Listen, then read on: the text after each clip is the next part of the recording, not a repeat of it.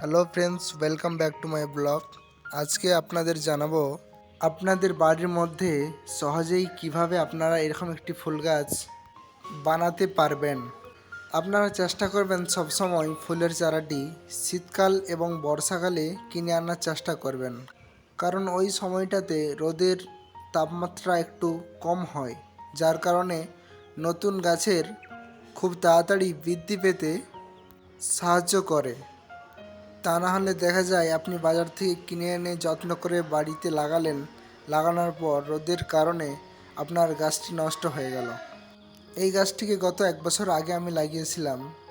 রোদের কারণে মাঝখানে একবার খারাপ অবস্থা হয়ে গিয়েছিল, তারপর খুব ভালোভাবে যত্ন করলাম। এই শীতে দেখছি খুব সুন্দর ফুল হয়েছে। এই ভিডিওটি যদি আপনাদের ভালো লেগে থাকে তাহলে চ্যানেলটি সাবস্ক্রাইব করবেন, যাতে পরবর্তী ভিডিওটা আপনার কাছে যায়, আর একটি লাইক দেবেন।